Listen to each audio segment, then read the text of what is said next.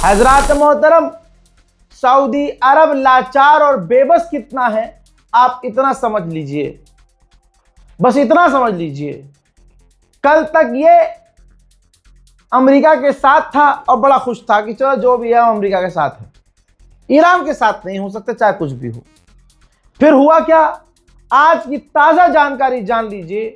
ये रात को मैं किसी अपडेट में बता चुका हूं, अब खुलकर सामने आई है कि सऊदी नहीं चाहता बल्कि गल्फ देश चाहते नहीं हैं कि अमेरिका स्ट्रेट ऑफ हॉर्मूज पर बैरिकेडिंग करे, उसको ब्लॉक करे। भाई लड़ाई तो गुलाबी सुअर को पता ही नहीं है, कंफ्यूज है वो कि उसे रास्ता खुलवाना था, बंद नहीं करवाना था। अब अरब की औकात देखिए, अमेरिका कुछ भी कर रहा है वो अरबों से पूछ थोड़ी रहा है, ब्लॉक कर दिया रास्ता। अब अरब को दिक्कत होना शुरू हुई और अरब प्रेशर बना रहे हैं अमेरिका पर, खासकर डोनाल्ड ट्रंप पर प्रेशर बना रहे हैं सारे अरब देश कि भैया ये स्ट्रेट ऑफ हॉर्मूज बंद मत करो, इसे खोल दो प्लीज। यानी कल जो ये तमाम अरब देश ईरान से कह रहे थे वही सेम बात अब इससे कह रहे हैं, भाई स्ट्रेट ऑफ हॉर्मूज खोल दो। उधर चाइना के साथ सीन करने की कोशिश की गई थी कि भाई हमने स्ट्रेट ऑफ हॉर्मूज, बताया था ना आपको, स्ट्रेट ऑफ हॉर्मूज हम बंद कर देंगे, अमेरिका बंद कर देगा तो चाइना के जहाज नहीं निकलेंगे, तो चाइना ईरान पर प्रेशर डालेगा, ईरान पर कि भैया हमारे जहाज़ों को निकलने दो, भाई आप रास्ता खोलो ताकि आगे से अमेरिका भी खोल दे। लेकिन ऐसा हुआ नहीं। पहले अटेम्प्ट में जब पहले जहाज चीन का गया तो भले ही अमेरिका की नौसेना ने रास्ता नहीं दिया, लेकिन दूसरे अटेम्प्ट में चीन के जहाज को रोकने की कोशिश नहीं की जा रही है, अमेरिका के बैरिकेड से निकलने के लिए तैयारी हो रही है। ठीक, क्योंकि भाई यहां तो पूरी खिचड़ी पक गई, कौन क्या चाहता है, किसका क्या मकसद पता ही नहीं चल रहा। अब देखना यह है कि आगे होता क्या है, लेकिन अरब इसमें अच्छे से पिस रहे हैं। अमेरिकी सेनेटर्स का कहना यह है कि डोनाल्ड ट्रंप जो महंगी जंग ईरान से लड़ रहा है उसका पैसा अमेरिका के टैक्स पेयर चुका रहे हैं, सबकी जेब पर असर पड़ रहा है। हालात ऐसे हैं कि अमेरिका की हालत पतली हो रही है। अमेरिका के मिनिस्टर्स ने कहा है कि अभी अमेरिका में तेल के दाम और बढ़ेंगे। डोनाल्ड ट्रंप को क्या करना है भाई, सरकारी खर्चे पे उसको चलना है, तेल के दाम बढ़े या घटे, एक दिन देखना अमेरिका में बड़ा बवाल होने वाला है। अच्छा, ये खबर कंफर्म हो चुकी है कि दोनों दोबारा बातचीत करेंगे, फेस टू फेस करेंगे और अमेरिका और ईरान आमने सामने बात करेंगे जैसे पहले की थी, और पाकिस्तान में ही ये बात होगी। जी हाँ, मैंने बता दिया था कि बात होगी, लेकिन लोकेशन कंफर्म नहीं है, लोकेशन फिर से पाकिस्तान है। पाकिस्तानी दोनों के बीच एक बार फिर से आमने सामने बात करवाने की कोशिश करेगा। हजरात, पाकिस्तान से क्या उम्मीद करेंगे, याद रखिएगा पाकिस्तान भले ही दुनिया को दिखाएगा अपने एक्शन से ओहो ईरान हमारा अपना है, लेकिन असल में ये पाकिस्तानी ऑफिशियल, आवाम की बात नहीं कर रहा हूँ, ये पाकिस्तान की जो ऑफिशियल है ना, फौज है, अफसर हैं, ये जितने लीडर्स हैं, ये सब के सब अमेरिका के गुलाम हैं, अमेरिका का पिछवाड़ा जबान से चाटते हैं ये। जैसे एक एक्स पाकिस्तानी ऑफिशियल है, जनरल मोहम्मद सईद नाम का एक कुत्ता है पाकिस्तान का जानवर पालतू, कह रहा है ईरान इतना मजबूत नहीं है, ईरान इतना मजबूत नहीं है कि लंबे समय तक वो अमेरिका और इजराइल से लड़ सके। आप समझ रहे हो, जहां सारी दुनिया ने ईरान का लोहा माना है, वहां पर पाकिस्तान का एक पालतू आगे कहता है कि ईरान नहीं लड़ सकता लंबे समय तक।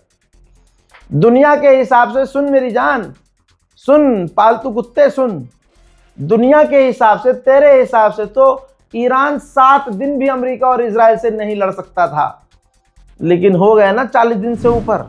और उधर मामला गंभीर हो गया है।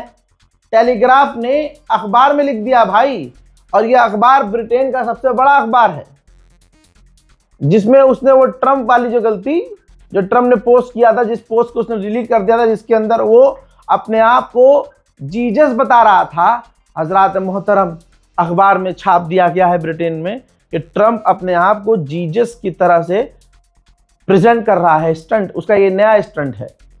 हालांकि इसमें बता दिया गया है कि बाद में उसने पोस्ट डिलीट कर दिया था, लेकिन किरकिरी बहुत ज़बरदस्त तरीके से ट्रंप की पूरी दुनिया में हो गई है। आपको तो पता ही है कि ये क्यों हुआ सब कुछ।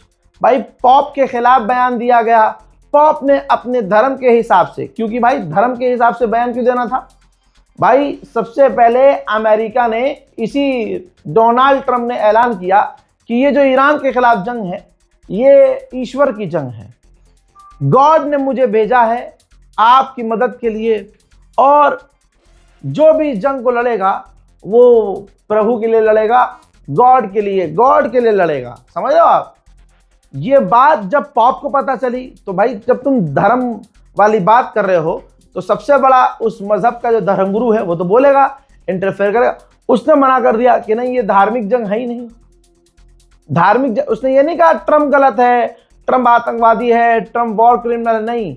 उसने, उस पॉप ने सिर्फ इतनी बात कही कि ये जो बात कही जा रही है कि ज़्यादा से ज़्यादा सेना में शामिल हो, और डोनाल्ड ट्रंप ऊपर वाले का वो है, अवतार है, ईश्वर का अवतार है, और ट्रंप को भगवान ने यानी हमारे ईश्वर ने भेजा है हमारी मदद के लिए, लिहाजा ये जो जंग है ये धर्म की जंग है और ये आखिरी जंग है।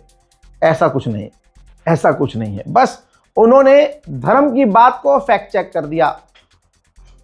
अमेरिका को पसंद नहीं आया, अमेरिका ने बुलाया उन्हें, खरी खोटी सुनाई, उन्हें नहीं बुलाया, उनके वेटिकन शहर के एम्बेसडर को बुलाकर खरी खोटी सुनाई, और यहां तक कह दिया कि चर्च को अमेरिका की फौज अपने पैरों में झुका सकती है।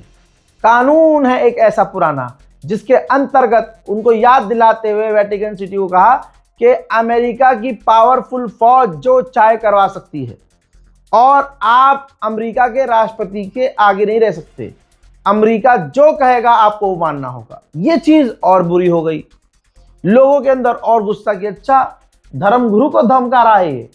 फिर इसके बाद मामला आ जाता है इसके ऊपर, ट्रंप के ऊपर। ट्रंप आया था फुल भरम में, उसने अपने आप को भगवान घोषित कर दिया, वो ट्वीट कर दिया फोटो कि मैं जीसस हूं। इसके बाद आलोचना हुई, नेता अभिनेता खिलाफ हुए, अगले ने ट्वीट डिलीट कर दिया। डिलीट करने का मतलब ये नहीं कि मामला गरमाया नहीं है भाई। ये है मेलोनी, पहचानते होंगे आप। मेलोनी ने कहा है कि डोनाल्ड ट्रंप ने खुद को गॉड दिखाया और बताया। ये कबूल नहीं किया जाएगा किसी भी हालत में। जो हमारे धर्मगुरु हैं, जो हमारे पॉप हैं, उनकी शान में गुस्ताखी बर्दाश्त नहीं की जाएगी। डोनाल्ड ट्रंप पूरी तरह से बौखलाया हुआ है, कोई भी देश उसके साथ खड़ा नहीं हो रहा है। अब ये मेलोनी पर भड़का है, सब पे भड़क ही रहा है ये गुलाबी सुअर। मेलोनी पर इसने कहा कि मुझे लगा कि मेलोनी बहुत ताकतवर मजबूत होगी, वो अपना एयर स्पेस ईरान के खिलाफ इस्तेमाल होने देगी, लेकिन उसने मना कर दिया और साबित कर दिया वो कमजोर है, डरपोक है, और उसे कोई फर्क नहीं पड़ता कि ईरान परमाणु हासिल करे। हजरात आप ये देखिए ना, ईरान परमाणु हासिल कर रहा है, ना उसने हासिल किया हुआ था। अगर हासिल किया हुआ था तो अब तक वो पेल देता, वो रुकता नहीं, इतनी नहीं बर्दाश्त करता। और उसका अभी भी ऐसा कोई प्लान नहीं है, खामनाई की शहादत के बावजूद, कि भाई वो परमाणु बम बनाएगा। लेकिन ये आज भी डोनाल्ड ट्रंप और नेतन्याहू दुनिया को डरा रहे हैं कि वो परमाणु बनाएगा, हमें ये करने दो, हमें उनका नरसंहार करने दो, वरना वो परमाणु बनाएगा। हमें इनके स्कूलों को उड़ाने दो, वरना ये परमाणु बनाएंगे। हमें इनके स्कूल, कॉलेज, यूनिवर्सिटीज, इनके जो संस्थानें हैं शिक्षा, वो उड़ाने दो, वरना कोई साइंटिस्ट बन जाएगा, कोई इंजीनियर बन जाएगा। फिर इंजीनियर बनने के बाद, साइंटिस्ट बनने के बाद वो बड़े होंगे, और बड़े होकर रिसर्च करेंगे, और रिसर्च करने के बाद वो परमाणु बनाएंगे। परमाणु बनाने के बाद हम दाग देंगे, अगले 100 साल के अंदर ये हमारे लिए खतरा पैदा कर सकते हैं। नहीं, हमें भी मारने दो। यही है सच्चाई, यही है सच्चाई। इस तरह से बेवकूफ़ बनाया जा रहा है, डराया जा रहा है कि ईरान हमारे लिए खतरा है, जबकि ईरान कभी भी अमेरिका के लिए खतरा नहीं था, अमेरिकी इंटेलिजेंस ने कहा है। और क्या क्या आपको बताऊं मैं। उधर ईरान के वाइस प्रेसिडेंट ने बड़ी जानकारी शेयर की। उन्होंने कहा कि पता चला है कि नेतन्याहू ने खुद बोला है कि जब ईरान से मीटिंग करके अमेरिका का वाइस प्रेसिडेंट लौट रहा था अमेरिका, तो उसने मुझे ब्रीफिंग दी और बताया कि क्या क्या हुआ मीटिंग में।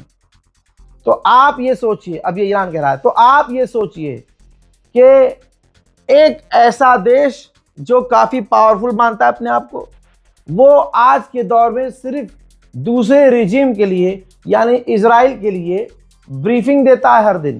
क्योंकि नेतन्याहू ने कहा है, जेडी वेंस ने मुझे ब्रीफ किया ब्रीफिंग दी जैसे वो हर रोज करते हैं। यानी क्लियर हुआ कि अमेरिका की गवर्नमेंट जो सबके आगे दादा बनती है, ये इजराइल के आगे भीगी बिल्ली है। और रोज अमेरिका का वाइस प्रेसिडेंट ब्रीफ देता है कि आज हमने ये किया, नेतन्याहू को, कि आज हमने ये किया, आज हमने ऐसा किया, उस मीटिंग में ऐसा हुआ। तो ईरान के वाइस प्रेसिडेंट ने वो पूरी कन्वर्सेशन शेयर की है और बात लिखी है, कहा कि ये ह्यूमिलिएशन हमारे लिए नहीं है, अमेरिका के लोगों के लिए ये ह्यूमिलिएशन है कि उनका देश का वाइस प्रेसिडेंट किसी दूसरे देश की रिजीम को रोज रिपोर्ट करता है, रोज जानकारी देता है। हमारा वरना कोई मतलब इनके मामलों से नहीं है, रिपोर्ट करते रहें, कुछ भी करें। और जंग की अमेरिका इजराइल क्या धमकी देंगे? जंग की धमकी तो ईरान दे रहा है। ईरान ने ऑफिशियली कहा है कि अगर हमारा राइट नहीं माना गया स्ट्रेट ऑफ हॉर्मुज में और हमारे हक को दबाने की कोशिश की गई, जबरदस्ती और कुछ भी हरकत की गई, तो फिर याद रखना दोबारा जंग होगी। हजरात, स्पेन का जिगरा देखने लायक है। कोई मुस्लिम देश के अंदर इतनी हिम्मत नहीं है ईरान के अलावा। स्पेन के प्रधानमंत्री ने कहा है कि इंटरनेशनल लॉ का वायलेशन किया जा रहा है, तमाम कानूनों को तोड़ा जा रहा है सिर्फ एक देश के द्वारा, इजराइल, और सारी दुनिया चुपचाप बैठकर देख रही है। दोस्तों, फिलहाल की रिपोर्ट में इतना। इस रिपोर्ट को शेयर कीजिए, इंतजार कीजिए मेरे अगले अपडेट का। तब तक के लिए जय हिंद।